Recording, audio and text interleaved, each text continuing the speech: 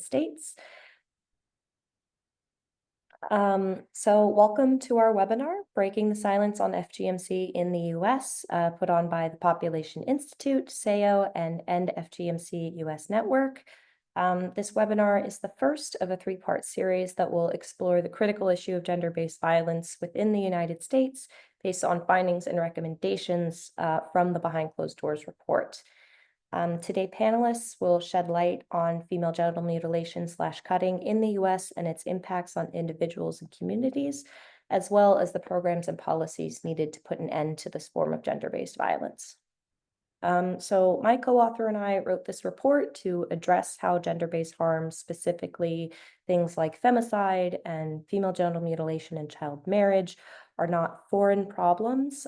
These things happen in the United States and have deep roots in Western culture that have allowed various forms of gender-based violence to be so pervasive. So my co-author, Maniza, is going to tell you guys a little bit more about our report and its findings. Before I hand things off to her, I just wanted to remind folks that we will be having a Q&A with our panelists and our co-sponsors at the end. So feel free to send in any questions that you may have in the chat throughout the event. I will also be dropping the relevant links, such as the link to our report, in the chat as well. So without further ado, I will hand things off to the other author of Behind Closed Doors, Maniza. Thank you so much, Amani. We can go to the next slide.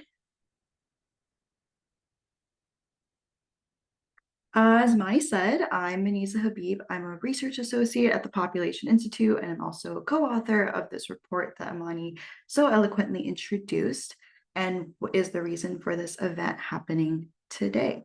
So I'll just go right into it. If you want to go to the next slide.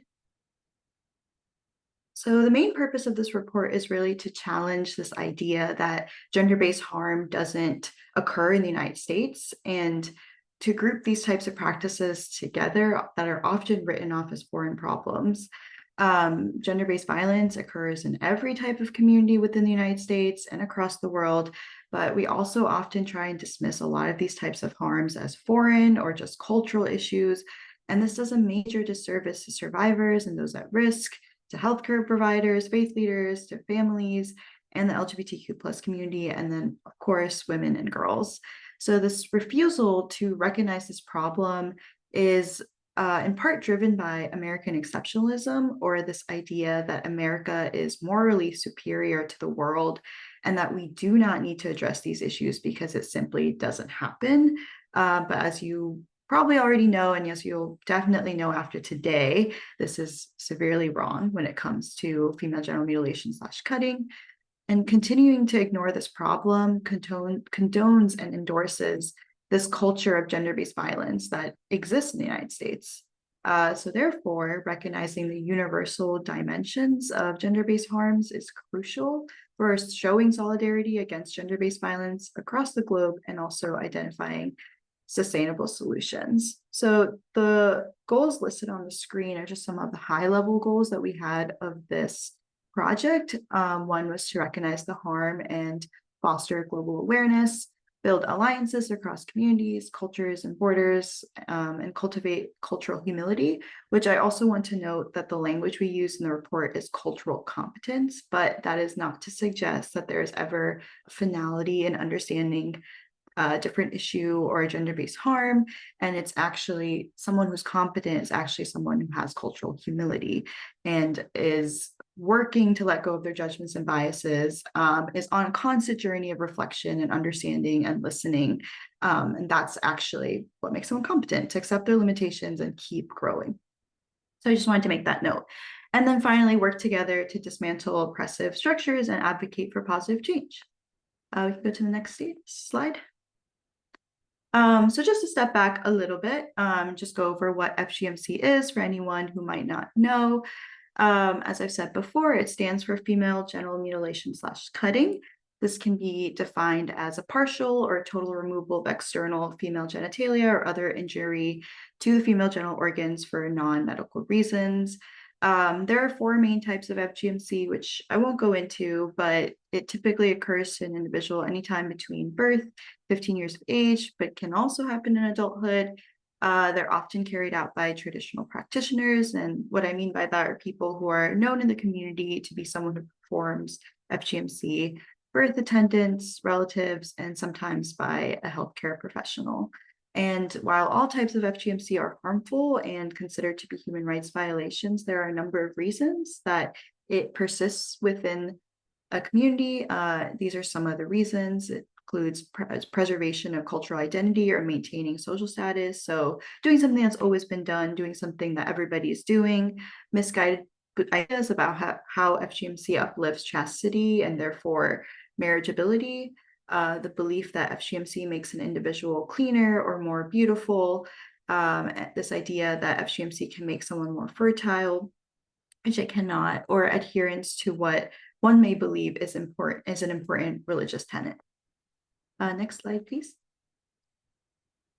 And again, despite the persistence of FGMC for whichever reason, it does cause irreparable changes to the female genitalia that is harmful. I won't go too into this because you'll hear more from our speakers today, but on the screen, you'll just see some short-term and long-term harmful impacts that can come from FGMC. Next slide, please. And again, our speakers today will dive more into this and are experts on this, but just to reiterate, yes, FGMC does occur in the United States and not just within immigrant communities and Muslim communities as it is often stereotyped to. Across the world, though a sorely underrepresented number, it's estimated that 230 million women and girls are impacted by FGMC. And in the United States, it is estimated that more than 500,000 women and girls are either impacted by FGMC or at risk of undergoing the procedure, which is an amount that's doubled since 2000 and tripled since 1997. And just to make a note on the statistic, we say women and girls because that's what the data allows us to say, but we do recognize that FGMC occurs to individuals that do not necessarily identify with the gender binary. And also another note on the data, it is in desperate need of updating. The numbers are from 2013, the US specific one, and they're also only based on the share of women and girls living in the United States who were either born in countries or born from parents from countries with high prevalence rates of FGMC, which can misrepresent in many cases and overlooks others. But one thing we know for sure is that FGMC is occurring to people living in the United States. A majority of these women live in large metropolitan areas such as New York, Washington, D.C., which is where I'm calling in from today, Minneapolis, and Los Angeles. Only until the 1950s, one of the types of FGMC called clitoridectomy was considered an acceptable form of treatment for a wide range of conditions in the United States. Now that isn't true out in the open, but still occurs behind closed doors to prevent masturbation or control one's sexuality. Next slide, please. There has been a history of addressing FGMC in the United States, in part to some of the organizations that have joined us today. In 1996, Congress passed the Federal Prohibition of Female Genital Mutilation Act, which made it illegal to perform FGM in the United States. In 2013, Congress passed the Federal Prohibition of Female Genital Mutilation Act, which made it illegal to perform FGMC. Oh, I just repeated what I said, which made it the Transport for Female Genital Mutilation Act, which made it illegal to transport a girl knowingly outside the United States for the reason of FGMC, which is also known as vacation cutting. In 2016, the HHS budget, the Health and Human Services budget, justifications address FGMC for the first time, but then only in 2018, a judge from Michigan dismissed 6 of the 8 charges against a US licensed doctor performing FGMC on girls ages 7 to 13 at a Detroit clinic. And he declared that the federal law was unconstitutional, which really just revealed a need for state-by-state advocacy. And then in 2021, due in part to the tireless advocacy of many groups, including our co-sponsors today, Sahiyo and the U.S. and FGMC Network, the president signed the Stop FGM Act, the 2020, into law, which expressly notes that the District Court of Michigan erred in declaring the law unconstitutional and added more provisions addressing religious and cultural defenses to FGMC, development of education and awareness measures for federal agencies, and mandates annual reports from Congress on actions taken protecting individuals from FGMC. Next slide, please. So as I said, after the Michigan judge struck down the federal law, there revealed a gap that showed that states really needed to enforce or declare a law against FGMC. So there was a surge in state bills addressing FGMC in 2019 after that. Now, most states have some law prohibiting FGMC in some kind of capacity, most recently Washington State, who our first speaker is from and helped to make happen. But 9 states and Washington, D.C. still do not, which, as we know, is a risk area. Of the laws that do exist, over 60% include provisions against vacation cutting, 36% have provisions regarding community education and outreach, and only 12% apply to adults in addition to minors. So if you'll see on this map, the blue states are states that have some sort of ban on FGMC, and pink states are ones that have yet to ban FGMC. Next slide, please. So essentially, eliminating FGMC in the United States requires a comprehensive multi-sectoral approach that includes those who have undergone FGMC, healthcare providers, faith leaders, government agencies, public health providers. We divided this into 3 different approaches: awareness building, legislative action, and community investment. Awareness building involves things like investing in educational workshops or collaborating with other gender-based violence sectors to better recognize at-risk individuals and individuals in need of supporting anti-xenophobia and anti-Islamophobia campaigns to rival stereotypes. Legislative action includes strengthening state laws and implementing data collection laws, and also strengthening monitoring and evaluation efforts of the laws that do exist to see if they're actually effective. And finally, community investment includes things like promoting gender empowerment education. And an example of that might be, for example, promoting comprehensive sexuality education in schools. And next slide, please. And then I finally just want to end with an acknowledgement of the disproportionate harm against the LGBTQ plus community when it comes to gender-based violence. There's a very clear epidemic of violence against this community in the United States. They often face systemic discrimination, violence, and frequent attacks on their rights and autonomy. And this also applies to FGMC. As I've said before, it's important that we talk about how while FGMC refers to the female genitalia, not every survivor identifies with the cis heterosexual womanhood, and these survivors should be represented in the conversation and be part of it. FGMC also has been used as a way to control sexual orientation, gender identity, and other sexuality characteristics, though this is a severely under-researched area too. And I'll close out my section for today. You can read behind closed doors if you'd like, and Amani will be sending a link to the chat for anyone that's curious. And before I pass it off, just want to thank you all for being here and being in conversation with us.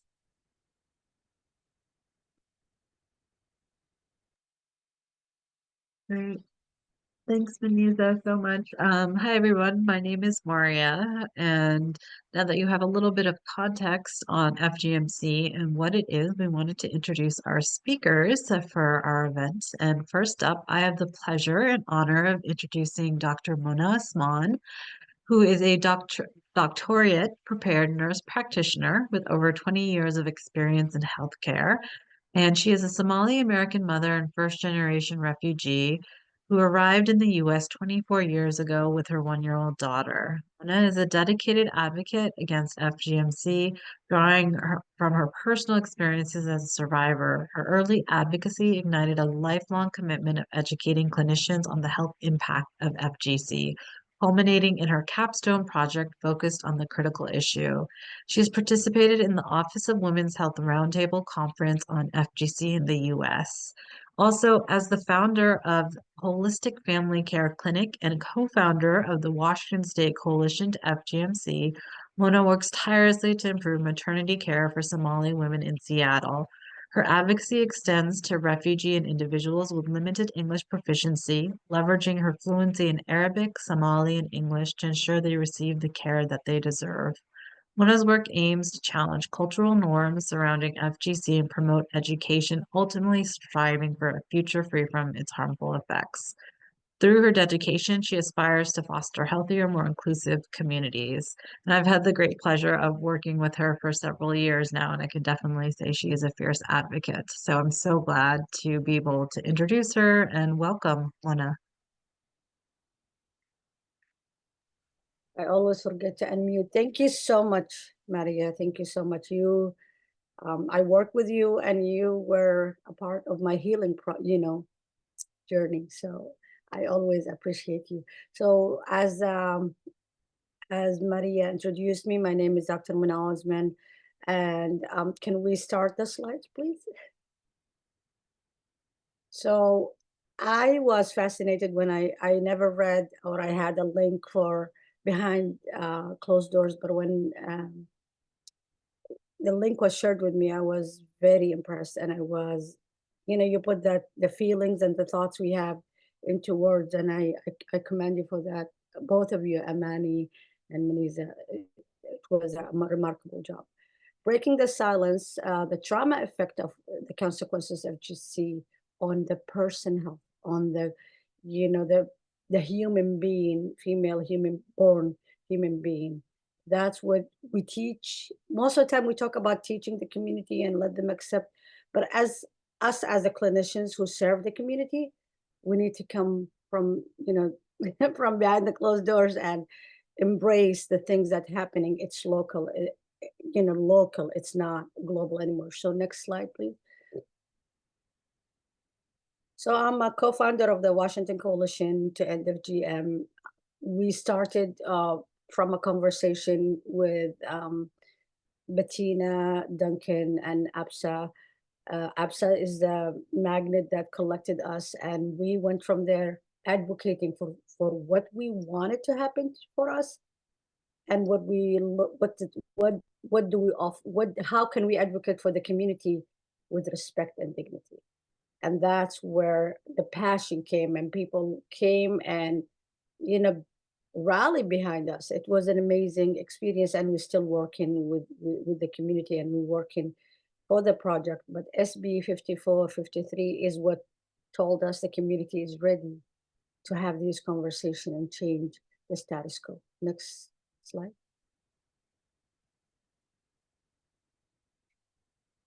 So it's easy to tell you all the stories, but when you hear a story from a perspective of a child going through the procedure, whether you're a clinician, you are a policymaker, you are a member of the community, you understand it more. So I have a 3-minute video for you guys to watch, and then I'll continue.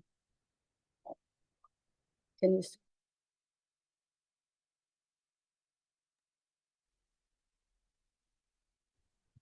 It's not easy when it's your story. I was only 8 years old when it happened. I did not realize this moment had stuck with me until I started trying to write it down. It is early in the morning before sunrise. I see large, dark shadows coming into the room. I see 4 large women. They surround me and hold me down on the floor. I see my mom standing in the corner. I'm calling for her, but she is not answering. I call yet again, Hoyo, Hoyo, and she just looks at me. Her face is blank and cold. She ignores my calls. Then I see a 5th woman approaching me. She sits down on the ground in front of my feet. As the 4 other women hold me down, the 5th woman opens my legs and cuts me with a razor. I feel it all.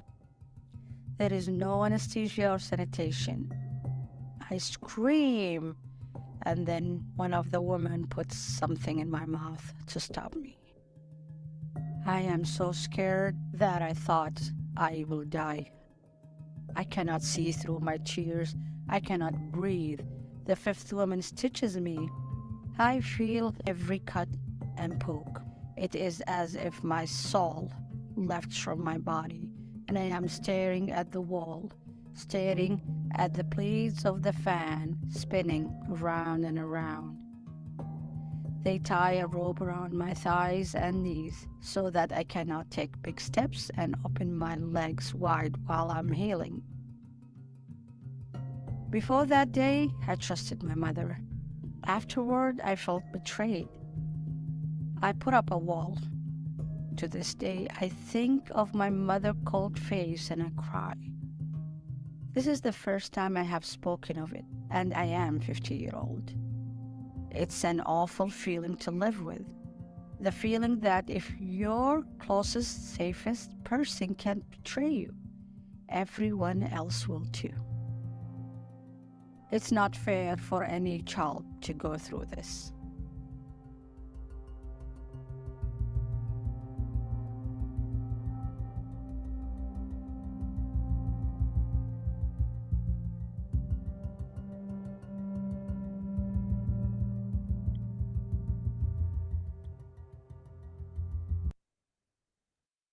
Everyone, take a deep breath, take a minute. You need to walk around or take care of you. It's a heavy story, I know, but it just bring the idea better than talk. You bring the idea down. There is a slide before this one. Is it too? Oh, okay. So it's okay. It's very important that I talk about the trauma of the procedure. The trauma has a definition. It says, defined as an event involving actual or threatened death or serious injury or a threat to physical integrity or self or others.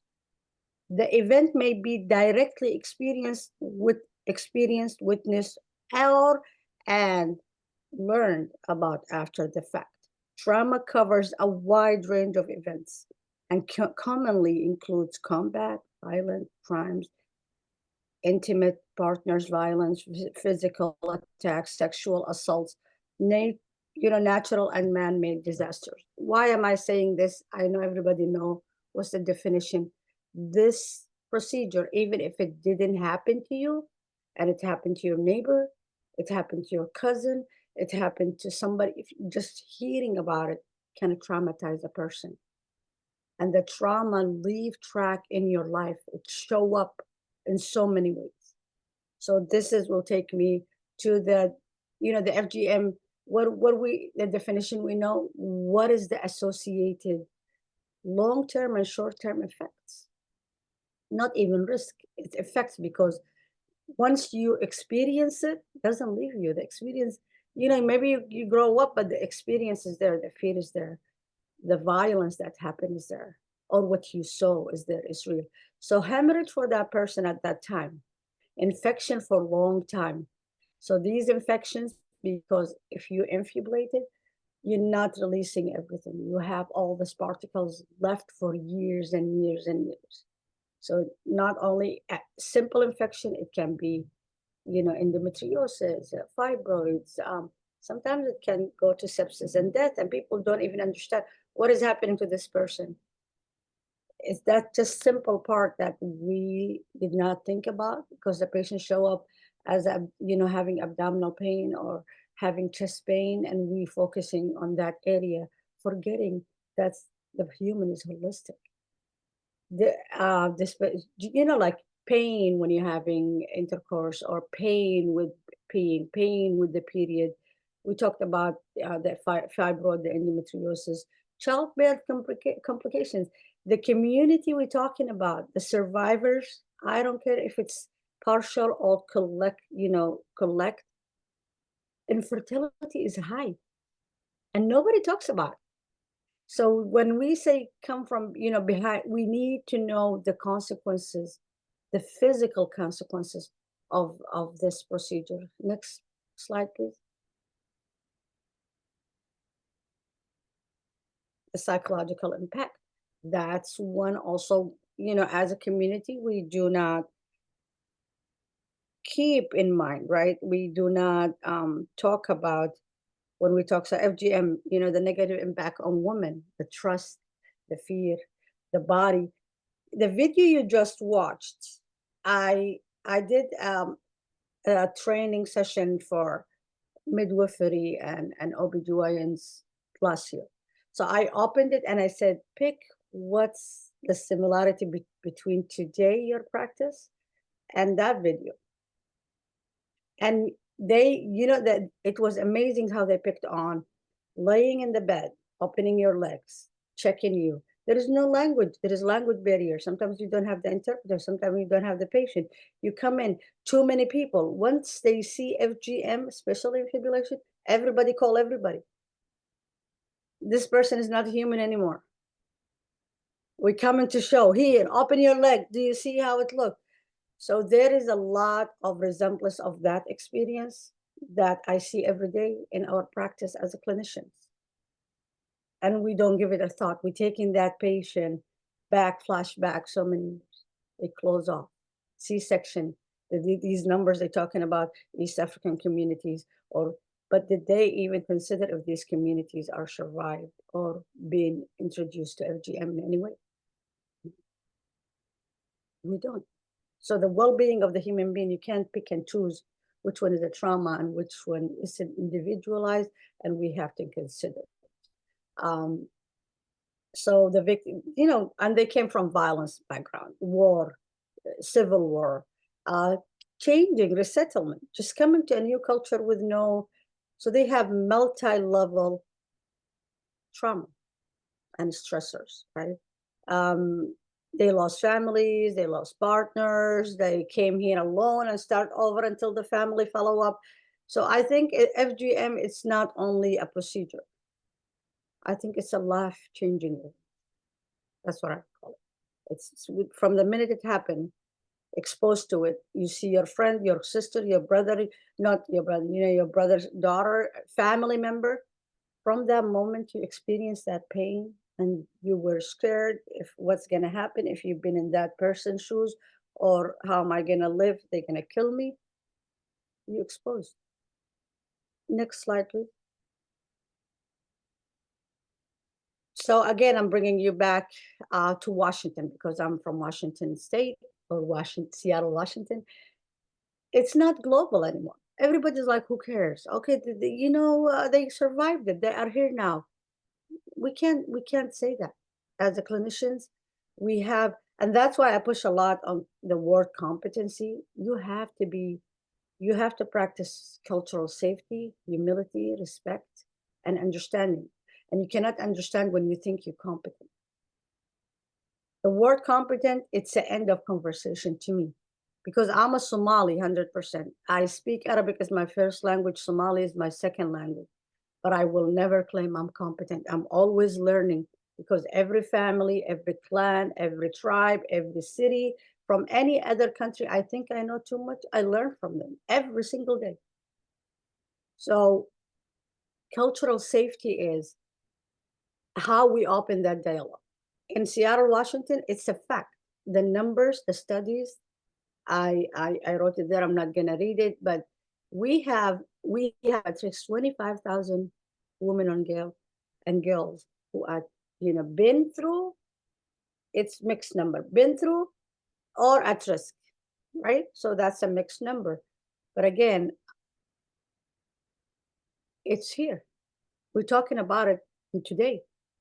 We were talking about it since we had the law since 1996. And then, you know, all this calling, oh, it's not here. Why are we talking about, you know, how do we know? We don't know because people are scared.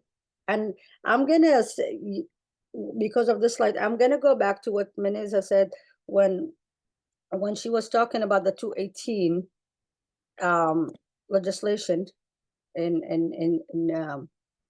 I think it was DC or Michigan. She said that they're using the data from 2013 USA data. That's overdated. We don't even know the real prevalence, right? So why is that? That's a question for all of us to answer, because these communities are underserved, marginalized, do not know how to advocate, do not know how to navigate the system, and they don't trust, because the closest people to them mistreated them. Why would they trust you?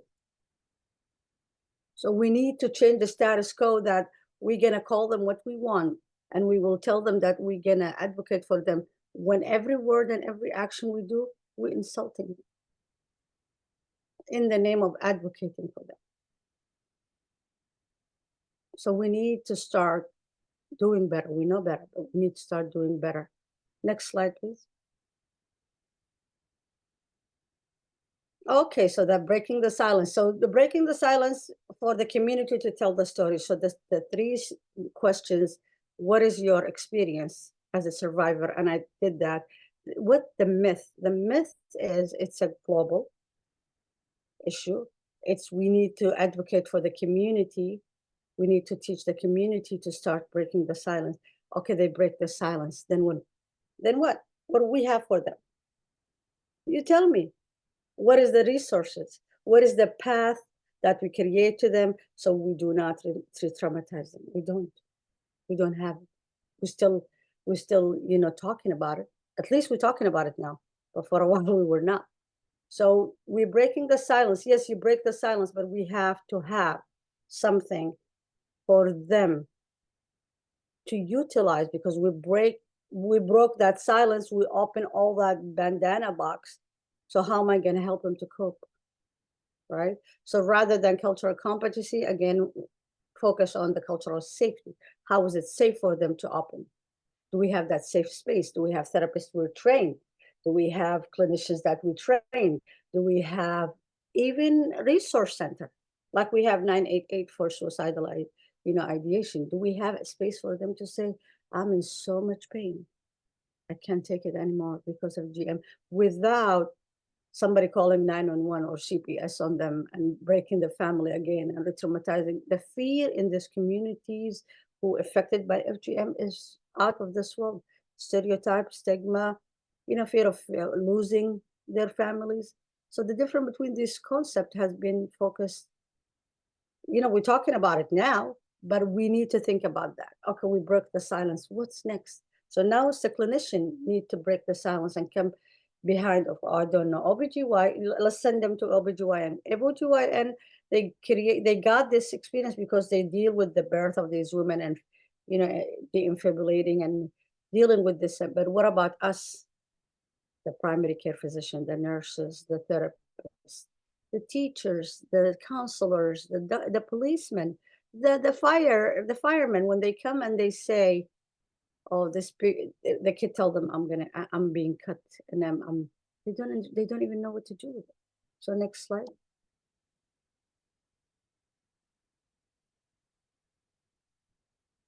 Oh, I cannot see it in here. Hold on, let me move there.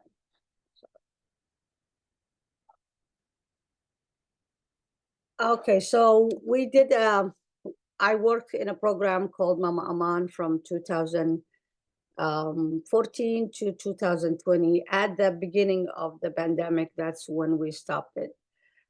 We collected women and we were asking Somali women who had they had birth back home or wherever they came from, these refugee camps, and they have birth here. And we asked them what the ideal birth, what are your basic needs?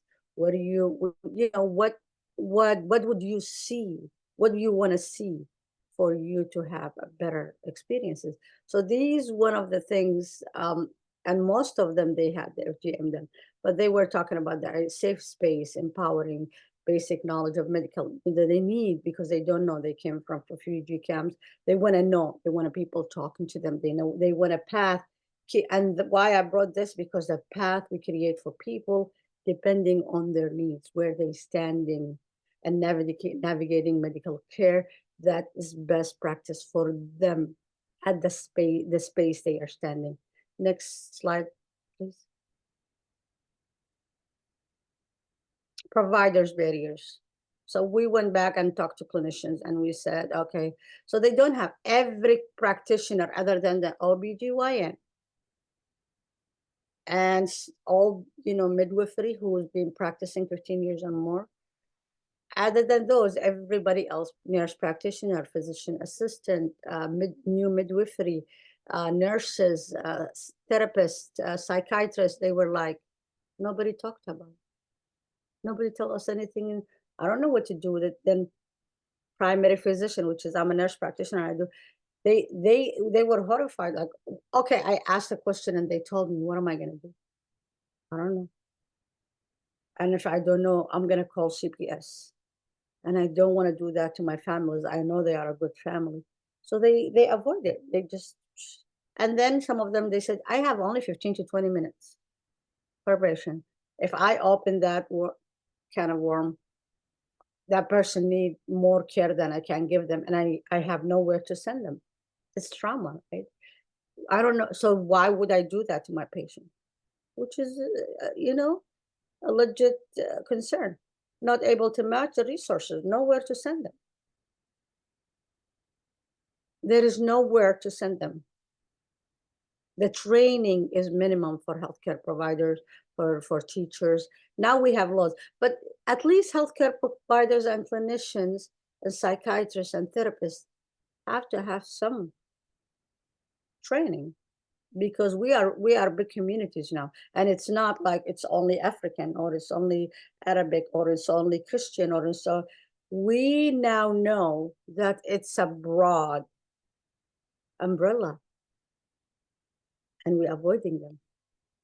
So that's where we need to break the silence for me, and that's where I'm putting my pressure on for me, because we know better.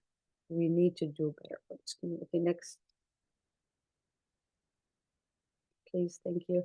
So I pulled the Healthy People of 2030, which provides 10 years of national health objectives, identifies preventive of pregnancy, complication, and maternal death in improvement of women's health before, during, and after pregnancy as a public health goal.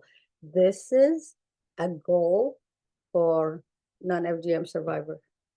We're not included in that. And why? Because when they say Somali women have the highest C-section, nobody went back and said, what happened? They say, they are not, they don't care. No, they care, but they don't know. They don't know that what they've been through. The same thing for any FGM survivor. It happened that it's the most community I work with. It's just, we do not ask what happened.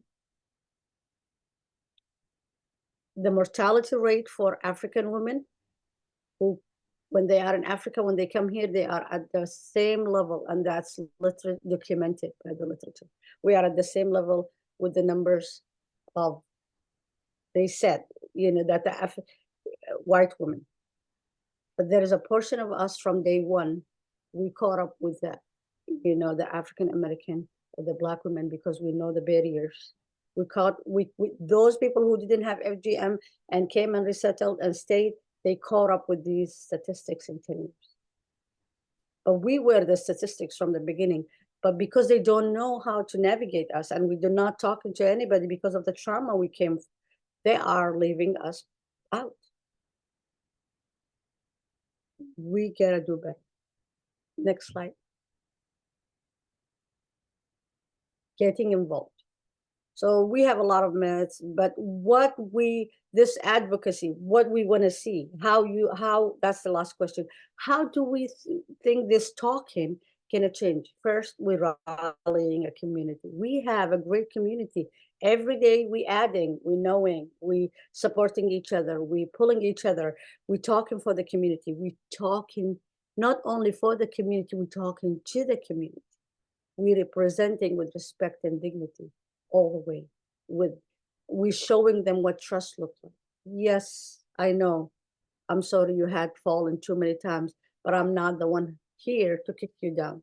Actually, we are pulling you up, and we want you to come with us and see. So we're building communities. We're starting the dialogue. The community itself starts rallying behind us.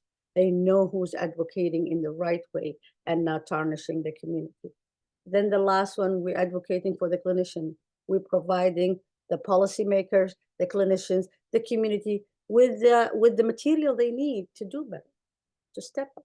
And that's what this the Sahiyo and FGM network and Mother Africa, when they come together, it's not because they're giving us a tremendous amount of money. No, it's a way for us to make this law. We were successful. It was quick because it was by the community, for the community, 100%.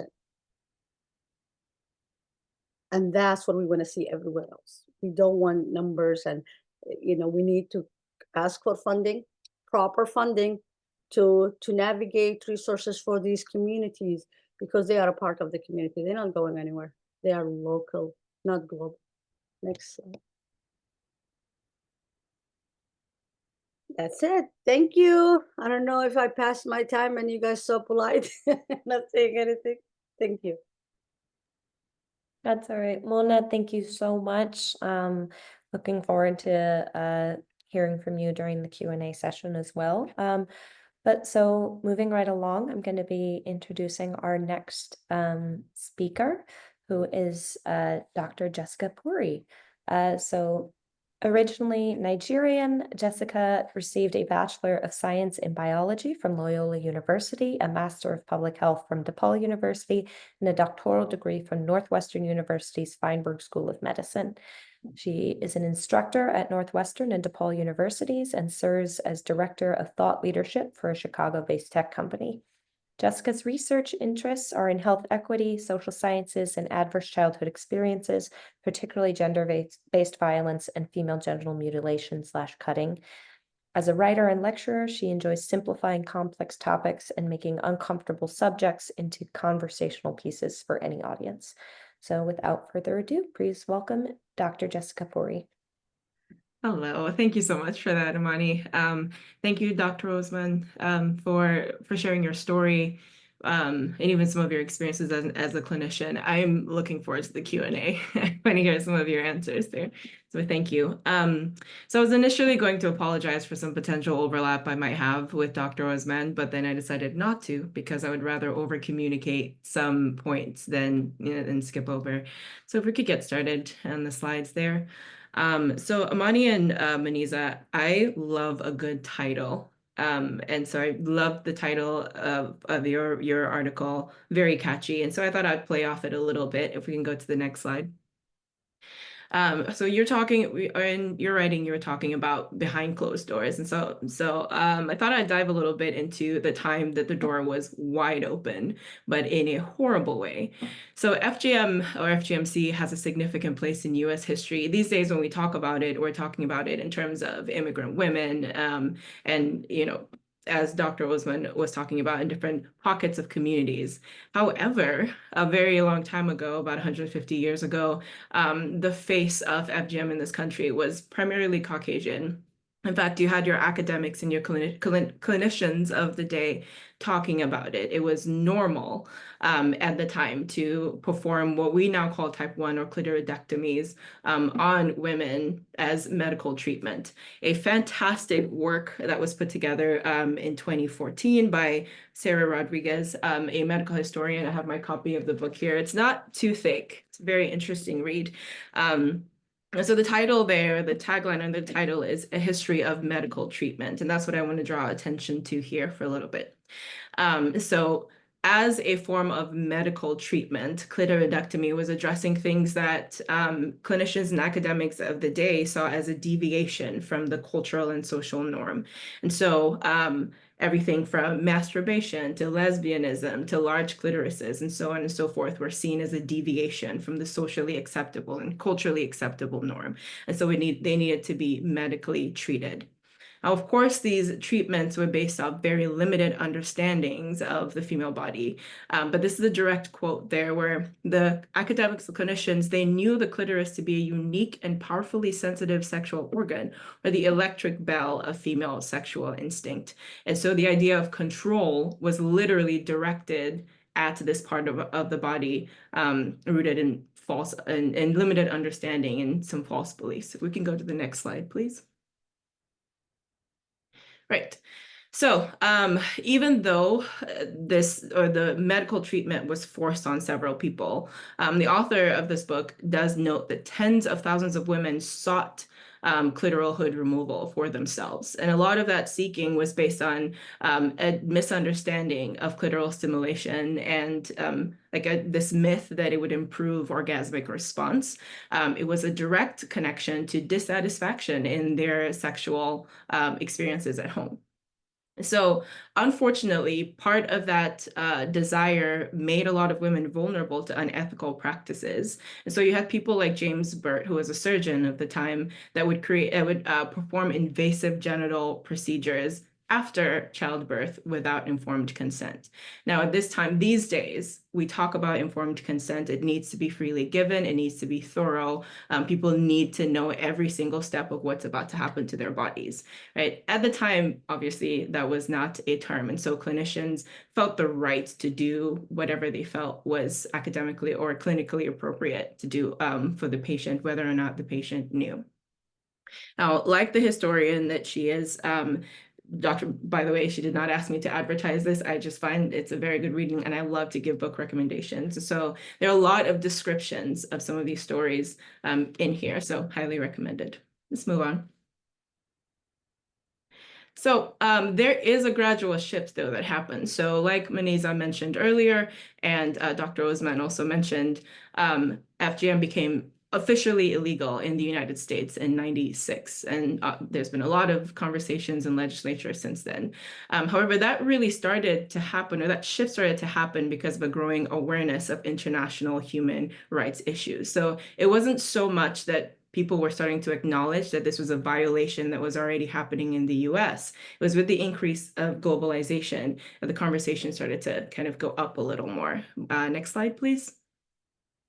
So together with that gradual shift, the rhetoric started to change from medical treatment to one of victims versus perpetrators. And if you've lived in the United States long enough, our victim and perpetrator rhetoric kind of reduces or takes medical care down to on the totem pole. It's not as much the conversation as retribution, right? So we find ourselves having more conversations around criminalization. It's not necessarily a bad thing, but the idea of medical care for survivors is not as high up in the conversation, hence the significant gaps that we are now facing with FGM-specific public health research. Next slide, please. So over the next few moments, I will talk a little bit about some of those gaps in research and the barriers to research. But I do want to say this is not an indictment of the work that's already being done right now. In fact, it's because of the work of advocates and academics. I see one of my mentors on here, Dr. Kim, who is one of the most prolific researchers in FGM that I know of. Many of you on here, it's because of your work that we are aware of these barriers and these gaps. And so I just want to give that quick disclaimer. All right, moving on. Okay, so one of those significant barriers is underreporting and limited data. You have stigmatization. Dr. Osman mentioned this a little bit. Fear within affected communities that makes it challenging to gather this information.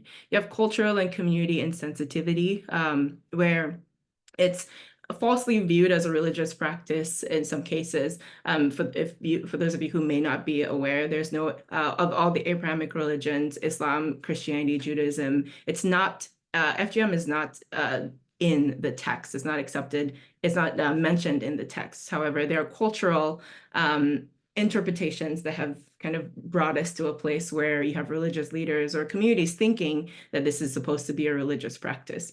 It doesn't have to be. And so because of the cultural and community insensitivity, we have a little bit of fear there in addressing FGM as the violation that it is. We have insufficient training for healthcare and support providers. Dr. Osman also mentioned this a little bit. What I do want to highlight here, though, is a potential dissertation question for any of my academics here, right? Does your average urologist, your average oncologist or pediatrician know about the cultural nuances around FGM, right? At this point, the answer is no. However, there are discipline-specific implications of FGM.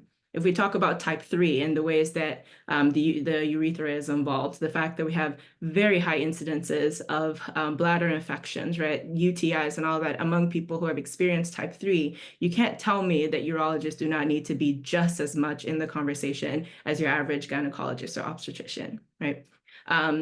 Dr. Osman also mentioned her experience of having to lay down on a table with legs spread open, right? A pediatrician is often in that position of authority where they're having to examine a child. If a pediatrician is not aware of this experience and the role that they automatically are in, right, you can only be re-traumatizing a child, right? So FGM is just as important for the field of pediatrics as it should be in urology and surgery and so on. Lack of intersectional research approaches. Now, there is some work that is being done. I'm extremely proud of the work that Sahiyo has been doing in highlighting the intersection of FGM with other aspects of the human experience. But while there is work being done, we still have a very long way to go, right? Speaking of that intersection with different fields of medicine, neuroscience is one of those, right? Personally, I've only found one article that has actually described how the body experiencing FGM is very much like experiencing the amputation of an arm or a leg. All right, next slide, please. All right, legal and policy gaps. Now, that while yes, we have laws in the US, some gaps in those laws too, but we have laws in the US that criminalize FGM. We don't know yet just how well those laws have been working. We have data in other parts of the world like Egypt and Kenya that shows that where there has been criminalization, there's been an increase in underground work, right? But the legal system works differently in different parts of the world. And so we need more data that tells us just how effective our laws are. Limited focus on survivors' holistic health needs. Research often centers on the physical consequences. So Maniza had some of these, Dr. Osman had some of these. We have long-term consequences, we have short-term consequences, but we are so much more than our bodies, right? We are spirit, we are soul, we have so many other things going on that intersect with each other. And so when we miss out on covering other parts of the human experience, we're only treating a very small symptom of a deeper issue. Now, stigmatization of survivors in research and interventions. This particular point really hits home for me. It absolutely breaks my heart because I know of situations where researchers, sometimes with the best intentions, have asked incredibly insensitive questions or phrased their questions disrespectfully. I'll give an example. In one situation, a researcher who is a mother said something to a survivor like, "Oh, as a mother, I can't imagine doing this to my child," right? It's incredibly insensitive because you assume that as a mother, you come from the same place, right? The same background, the same experience of mothering or being mothered, right? And so there have been stigmas, not just verbal, sometimes nonverbal, that play into the researcher and the survivor dynamic that honestly creates more of these barriers for us. Let's move on to the next slide. All right, so how do we create bridges with culturally competent intervention? So when I say culturally competent here, I mean some more of what Dr. Osman has mentioned earlier, that liberation, that idea of continuous learning, right? One with community-based education and awareness programs. Emphasis here on community-based because no two communities are the same, right? As a Nigerian woman, just because I'm from Northern Nigeria doesn't mean I can walk into a community in the East and assume that as a country, our communities are the same, and so interventions will work the same as they would in the East as they would in the North. Engagement of religious and cultural leaders, training for healthcare providers, youth empowerment programs, alternative rites of passage programs. I'll park here for a second. A student of mine, so every quarter, I introduce my students to FGM. I teach a public health course, and so I can't not talk about FGM in public health. And so I brought up this point of alternative rites of passage. And a student asked me one time, like, what's an example of an alternative rite of passage? And I said, hey, once more, I'm not going to speak for other communities. I will tell you, though, as a Northern Nigerian from a very, very specific part, one of the things that is very important in our experience of womanhood is the shedding of blood, right? Your period, the fact that there's blood involved. And that's also in that area, a core conversation around FGM, right? That cutting has to have to do with the shedding of blood. And so if I were to propose an alternative to my community, I would involve something using blood. I would say something like, hey, how about we use the underwear that has been privileged to be stained with the first drop of blood the day this girl starts her period. And then we go dig a hole in the ground. She and the women in her community, we plant a tree together and let this tree grow where her underwear is with this blood. So she has a visual representation of something beautiful, right? That she's stepping into something beautiful. She's part of the earth, and the earth is here contributing to this new phase that she's in, right? In that way, she's not being violated, she's not being cut, and she gets to see something that's celebrated, because your period is something that we can celebrate, right? Now, I wouldn't suggest that to just every community. I'm saying that for my community because the shedding of blood is an important part of the FGM conversation. Moving on, legal and policy advocacy combined with community outreach. Dr. Osman talked a little bit about that. Support groups and counseling services for survivors and families, and of course, partnerships with schools and youth organizations. Next slide, please. Okay, I'm going to wrap up here because I'm out of time, but this is a little note that I like to put in every space that I talk about FGM, or I put this in as a page in my dissertation as well. Just a simple dedication to survivors. You are continuously inspiring me, and I'm very thankful for the opportunity to get to sit here and talk with you all.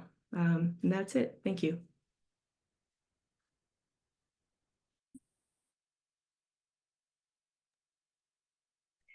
Thank you so much, Dr. Puri. It was an honor to hear everything that you shared and your incredible insight. I have the honor of introducing Representative Jillian Gilchrist. So Representative Gilchrist was elected to represent the 18th District of West Hartford in the Connecticut General Assembly in 2018. She serves as House Chair of the Human Services Committee and member of the Appropriations, Public Health, and Judiciary Committees. Prior to becoming a state representative, Jillian served as the Director of Health Professional Outreach for the Connecticut Coalition Against Domestic Violence, Executive Director of NARAL Pro-Choice Connecticut, and Director of Policy and Communications for the Connecticut Alliance to End Sexual Violence. She has extensive experience advocating for women's health and safety, in particular influencing public policy at the CGA. She was elected to the West Hartford Board of Education in 2013. She holds a master's degree in social work. I love seeing a fellow social worker, with a focus in policy practice from the University of Connecticut School of Social Work, where she has taught political advocacy. And she also currently teaches for the University of St. Joseph and University of Hartford. So without further ado, I'm happy to pass the mic over to Representative Jillian Gilchrist. Great. Thank you so much. Thank you for having me today. And thank you to the previous speakers. I always learn so much. So I appreciate your presentations. So want to speak about why is legislative action so important? And what role can public policy play in shifting societal norms? So I firmly believe that public policy and culture change go hand in hand, and we need to be working on both at the same time. Our legislation, our laws actually establish what are acceptable behaviors and way of acting in our society. And so, I mean, some examples of that are we establish laws pertaining to sexual assault. Does that mean that all sexual assault stops? No.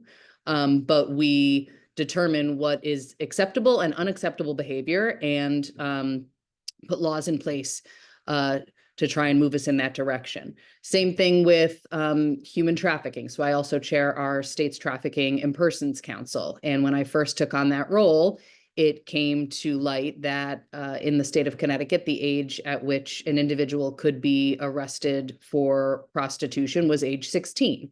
And so we went about changing that because we were of the mind that anyone under the age of 18 is the victim of sexual abuse. And so if someone is paying to sexually abuse a child under the age of 18, that's human trafficking. And so someone should not be charged with prostitution. More recently, we were able to finally change Connecticut's age of marriage to a hardline 18. We had in place for some time some caveats for those age 16 and 17. So I bring up these examples because I really do like the framing that this is part of the larger context and conversation on gender-based violence, because it is. And as a society, if we want to move in the direction of eradicating gender-based violence, we enact laws that set standards for how we'd like to see people and society behave. The other big important piece of legislation is that it brings attention to an issue. So as we're working policies through the legislative process, we're bringing on more and more people and educating them. And so they're becoming aware of the issue and understanding of what's taking place. It also raises public awareness, not only just a general public understanding of this issue, but it also raises the awareness for those who have been the victim of FGMC and a survivor. And so it lets them know that people are looking at this issue, people are here to support, and people will not tolerate this behavior going forward. So it's important when pushing for legislation to establish collaborations. And these collaborations between lawmakers, advocates and researchers, and survivors are important in strengthening efforts to push for legislation regarding FGMC. And one of the most important reasons that these collaborations are important is because different people speak to people differently. And legislators get elected coming from a variety of different backgrounds. And so there's many folks who will not know anything about this topic. And so the more folks that are part of your collaboration, the better chance that they'll be able to either they have relationships already with legislators or will be able to establish relationships with legislators coming from different perspectives. So love that this conversation today has survivor, researcher, lawmaker, all of us coming together kind of frames this issue from different angles, which is needed in the policy space. It also, by having a collaboration, it really elevates what are various barriers and concerns for legislation. So in the state of Connecticut, I'm embarrassed that we're one of the few states that have yet to pass legislation. And in large part, that's because over the years, there's been so much misinformation with regards to this issue. And so by having these collaborations, we have little by little been breaking down that misinformation and getting folks to understand the full context of this issue. So we had the misinformation of this isn't something that happens here. We had the misinformation of this is an agenda being pushed by folks who have nothing to do with this topic. And so by having individuals come into the state, survivors who have experienced FGMC or have been impacted by those who have experienced it, it's really shed a light on the need to take action and to do something. Even though, and so thank you again to our first speaker and to anyone, I echo what was just said. Thank you so much to those who are able and willing to share their story, because that's not easy and can be re-traumatizing. In the legislative world, stories are really powerful. And so it's so important, even though I wish it didn't have to be this way. I wish colleagues of mine could just talk to someone and understand the topic and move on. But hearing from folks who have been impacted really does make a difference and can move the needle for some policymakers because they then understand it in a way they didn't before. And so that leads me to my final points about what I'd like to see happen in the state of Connecticut. For a few years now, been trying in collaboration to pass legislation. To me, at a minimum, what I'd like to see happen in the state of Connecticut is that if a medical provider participates in this practice, they would lose their license.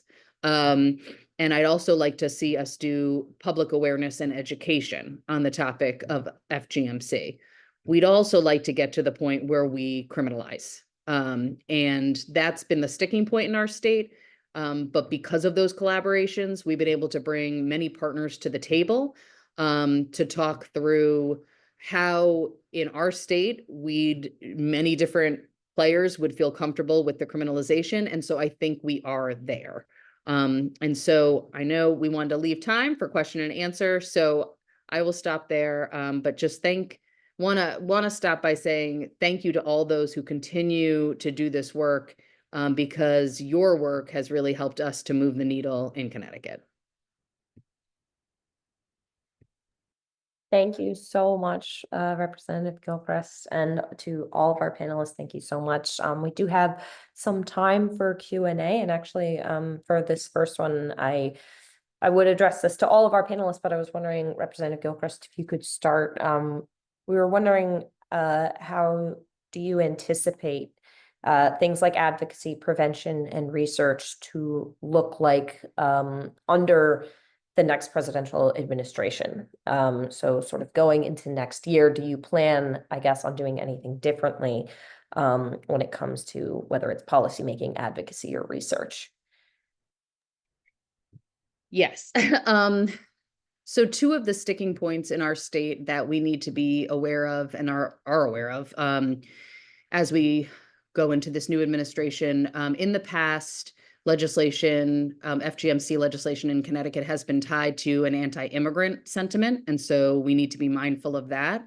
And additionally, FGMC legislation in Connecticut has been tied to an anti-trans sentiment, and so we need to be mindful of that. And so as we go into our legislative session, it's having conversations with partners in those arenas to give them a heads up that this is the policy we're working on, what is the actual goal, and that there's no subtext, and those of us pushing for this aren't anti-immigrant and aren't anti-trans, and ensuring that we can secure support from legislators for a clean bill.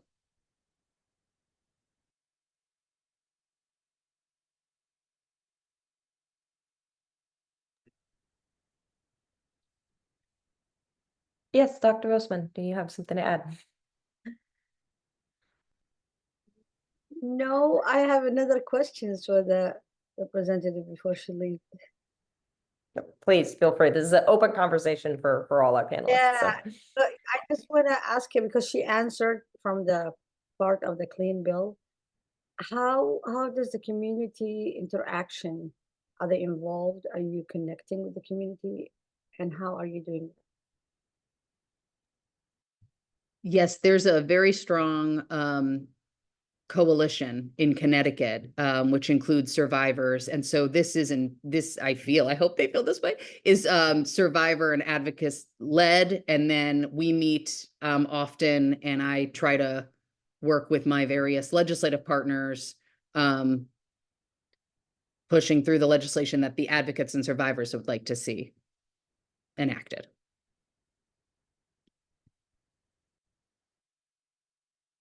And Dr. Osman, Dr. Puri, you feel free to answer the same question about just looking forward kind of under the next administration. Do you feel that anything would change for you in your advocacy, your research, your work?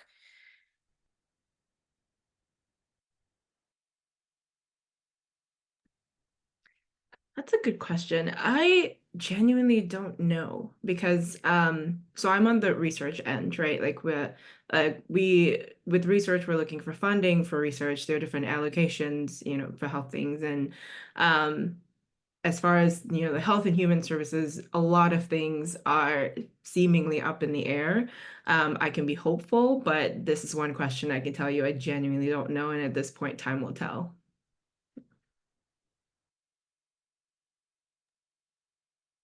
Yeah, this is a very good question. I don't know, but I'm very thankful that I live in Seattle, Washington. I feel a little bit protected there, but I am hopeful that we continue the work we do. It's 4 years. Hopefully it's not going to be that bad, but I'm in Washington, so I'm not worried. Yeah. Well, to Dr. Osman's point, the work is not going to stop. That part I know. Funding or not, we will continue to find a way. The human spirit is made to thrive in adversity, and so we will continue, funding or not. Yeah, so another question we have is, what are some of the biggest misconceptions when it comes to FGMC happening within the United States? And Dr. Osman, I was wondering if we could start with you and just going back to that idea that you spoke about trust and dignity and how that relates to, I guess, some of the misconceptions about FGMC in the United States. Well, that's a big question. There is the big myth that I deal with every day. It's not a local issue.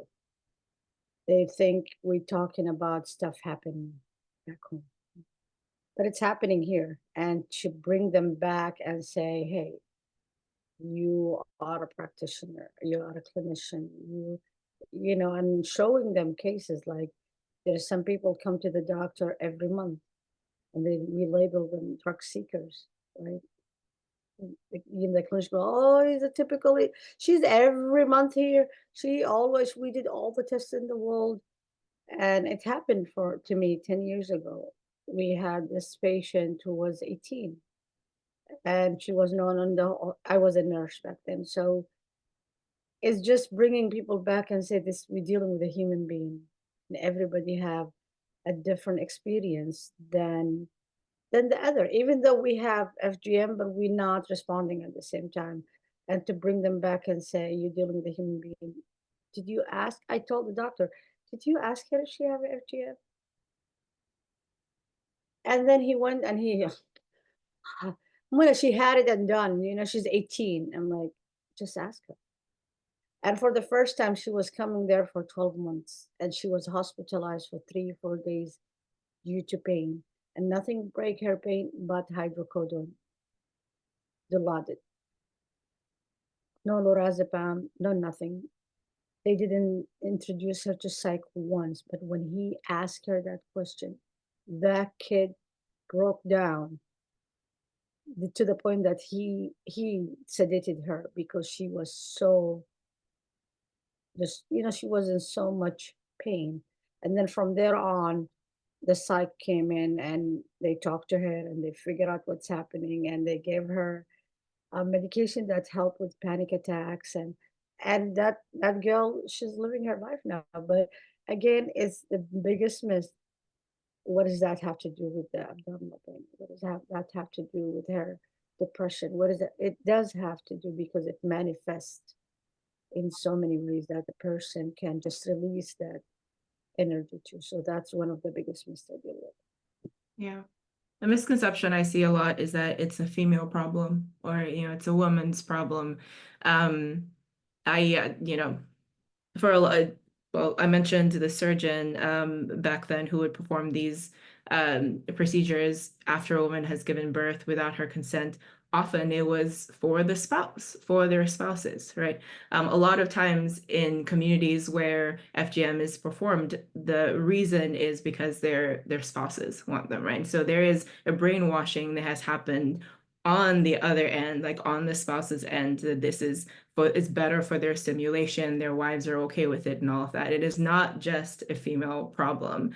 There was a really good point in the chat about decentering marriages, because in a lot of communities, it makes you more marriageable. And so you have mothers being part of the process or aunts and all that being part of the process, not because they often want to, but because they want to set up their child to be better or to be acceptable for a man, right? For their spouse. So a huge misconception I see is that it's a female problem or it's a women's problem. It is absolutely not. It is all of our problem. An additional misconception I see is that it's a religious problem. And so you have people wanting to kind of lean into cultural relativity and say, well, like, this is not my culture, like my religion, this is not my religion, it's not my culture, so I don't want any part of it. But like I said earlier, it is this misconception that it's accepted even in their text, in their religious text, right? Whether it's the Quran or the Bible or the Torah, it is absolutely not. And so we need to separate that idea of religion and culture, or it's a woman problem, because all of us can have something to say about it. I would just echo that last part. The biggest misconception really, I think so far has been this piece of, well, it's a cultural thing. We shouldn't get involved.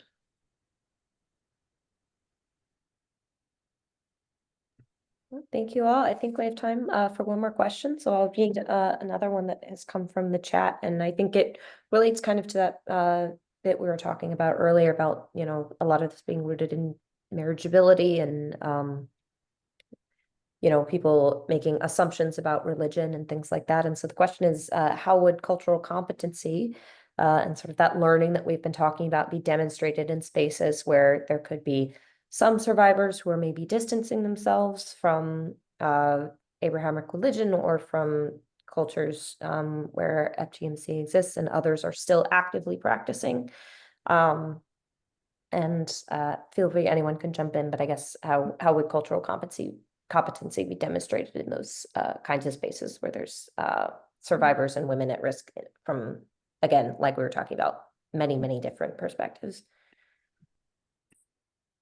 Dr. Osman, I know you'll have some thoughts on this, so I'm just gonna hop in real quick.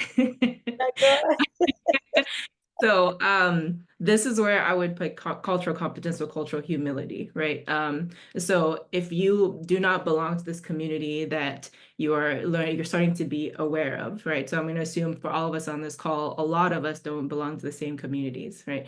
If you are looking at a community where FGM is prevalent, you should not be the face of the conversation. You should not be you are not the primary stakeholder in there, right? So if you are curious about like what some of the conversations are in that community, find the survivor that is against FGM and create space for them, right? And then let them lead the charge. I'll leave it there. Dr. Osman. Oh, thank you so much. You read my mind. I don't know how, but yes, I agree with you 100%. I put my voice behind yours. Look for the right representation, person who belong and understand. But again, in these communities, when we talking about the subject, yes, you know a lot. Yes, you have a passion. Yes, but you have to put your bias on the table. You have to have that respect for the community, that you're coming to solve a problem with, the savior. One person cannot do anything. But the family, if the community rally behind you, then they see the voice that they see the voice that they don't have in you to do the work for them. So I'm always and forever will be against competency because I am a Somali and I'm not competent in Somali culture. So when we give people the competency, they come with that mentality of a savior. Well, I know. I'm coming to help you. Why are you asking too many questions? Why are you against me? Why are you pushing back? It's not, because when you have humility and you come to learn, your gaze, your respect, your dignity, your questions will be presented differently. It's not what you say, it's how you say it. Mm-hmm. I'll also throw one more thing in there, something that came up in conversation with survivors that I've read of somewhere else, but it's really beautiful to get to hear this from survivors. It was this idea that, hey, we don't need you to come in and educate us or educate our people about how bad FGM is. We need to be empowered in other ways. We need to be able to go to school. We need to be able to make our own money. We need to be able to step out of these spaces for ourselves. And then we can get to the conversation of FGM because we're empowered to be able to leave if we needed to, right? We can risk being ostracized because we wouldn't be destitute as the other option.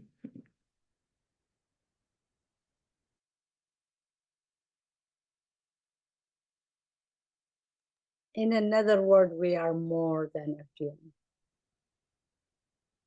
We are more than FGM. Something happened to us, but give me the tools to cope, heal, and move on and be better. Well, I cannot think of a better note for us to wrap up on than that. So thank you all so much. For those of you wondering next steps that you can take, I'm going to very quickly hand things off to our co-sponsors, Sahiyo and the U.S. and FGMC network. Thank you, Amani, and thank you to all of our speakers for the really insightful and interesting conversation. If we can just go to the next slide. So we just wanted to leave you off with a little bit more of an understanding of what our organizations do and how potentially you can get involved or learn more information about FGMC as well. And I will start first with Sayo, and then I know my colleague Caitlin is going to talk more about the U.S. network. But for those who are not familiar with Sayo, Sayo formed in 2015 as an advocacy collective of South Asian and other survivors of FGC to address the lack of acknowledgement of the practice as a form of gender-based violence and child abuse. We really work to empower underrepresented communities to advocate for their inclusion within FGC discourse and support them to create systemic change. And we utilize collaborative grassroots campaigns and storytelling techniques. You did see the video by Mona, and that was one of our examples of our storytelling work that we do to train communities to lead this change. And we also partner with frontline providers, such as healthcare providers, to create culturally sensitive systems of care for survivors and with government to address policy level change. And then if we could just go to the next slide. And just to give you a brief overview, even deeper, of our programs, our community outreach and education program is really central to our mission. And so through workshops, webinars, and training sessions, we educate communities on health implications, legal aspects, and social consequences of FGMC. And part of that involves specialized training, as I mentioned, for healthcare providers, not just healthcare providers, social services, child protection professionals, gender-based violence organizations. And by really equipping these professionals with the tools, we work to inform compassionate and supportive care to those who are impacted by FGMC. And we've also been engaged in some original research with Jessica has actually supported us with in the past as well too, because we really recognize there are gaps in data around FGMC. And we think it's important to have a holistic view on who is impacted by FGC, the scope of the impact, and what can be done to prevent in response to FGMC.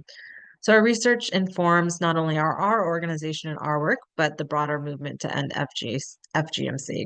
And we found that this data is really essential for policymakers, community leaders, and helping them to inform, to make supportive decisions.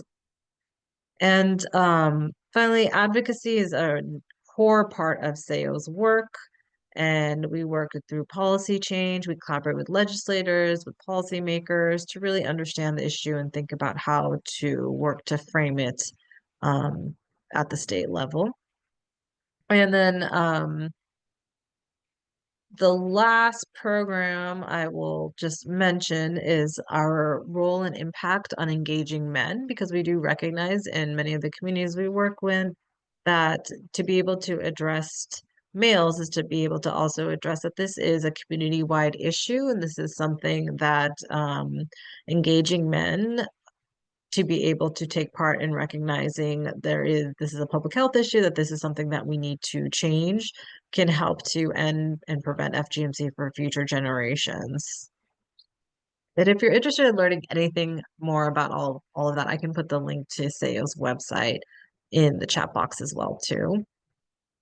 We can just go to our next slide. All of that to be said, we just wanted to leave you off with a few ways folks can get involved in the movement to end FGMC. And if you're interested in supporting our organization or getting involved, you can volunteer with us or intern with us. We're always thrilled to have passionate people bring their skills in their projects, whether it's helping with social media, research, or community outreach.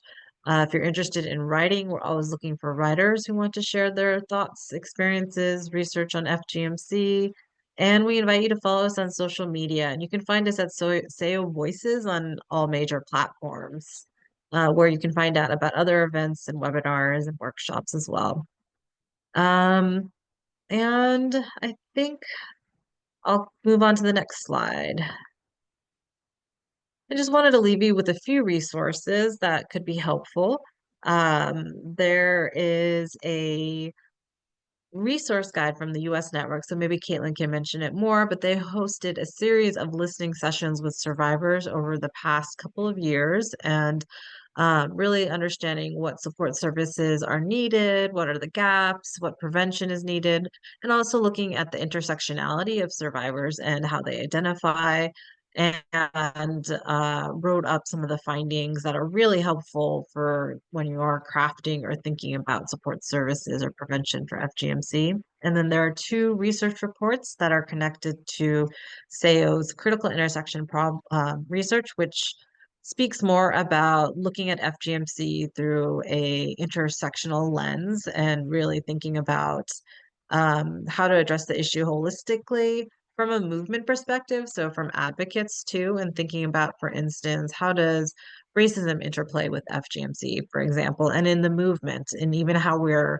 providing funding and we're providing services to certain populations or regions. So if you are interested in getting more involved and having a deeper and more thorough understanding of FGMC, we definitely invite you to look at those resources. I'm going to pass it on to Caitlin. Thank you, Maria. And thank you to all of our speakers. So as Maria mentioned, I'm Caitlin LeMay. I'm the director of the U.S. and FGMC network. You saw me briefly earlier. So we are a national organization. We're member-based, so we have around 200 members that have joined our organization, and they're all working towards addressing FGMC both in the United States, but also globally as well. And our members are really a diverse group of both individuals and organizations, so including healthcare professionals, researchers, activists, survivors, policymakers, folks who are on this call. And our work is really looking at addressing FGMC from a systems change perspective. So providing training and technical assistance, advocating for policy change, movement building, all of the above. And so Maria already mentioned our survivor listening session report that you can see on the screen. I added a link in the chat where you can sign up to receive a copy of that. But we also on our website, and I'll put a link in the chat where you can access our website. We also have a resource page that is incredibly comprehensive, and there's also filters and different tags where if you're looking for any information at all about FGMC, you can go to our website and go to this resource page and find that information. We're constantly updating it. We're constantly adding new resources on there. And so it's just a comprehensive compendium of information and updated research and data on FGMC, particularly on FGMC in the United States, but also global information as well. So I wanted to point you all to that resource for you all. But also, if there's anything that is missing from our website, our resource section, that you are interested in or information that you're looking for, please reach out to us. That is what our role is at the U.S. network, is to help connect folks and help share information and share resources. So please feel free to reach out to us.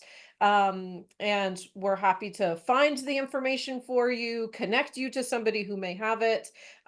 So yeah, please feel free to reach out to us. Check out our resource page. We want to spread the information far and wide so that as many people as possible can learn about FGMC, particularly in the United States. So thank you all.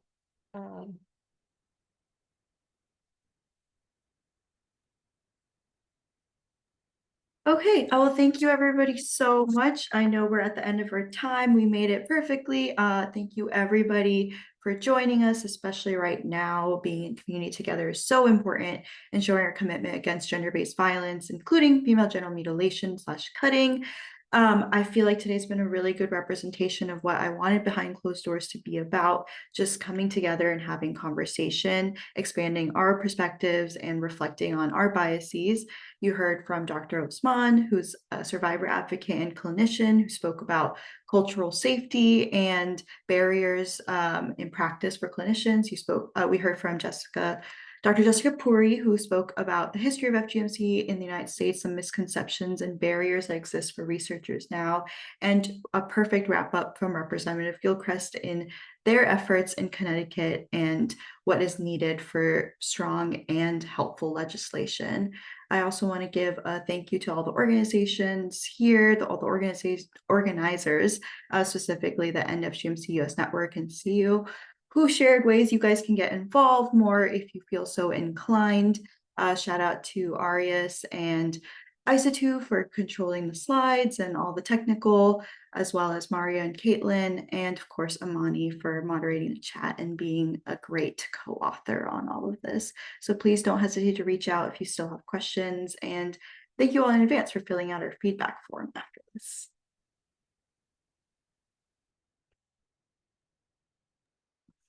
Thank you so much for having us. Thank you. Thank you. You guys were great. I learned a lot, honestly. Yeah, thank you. Thank you, everyone. Hi, Isaac.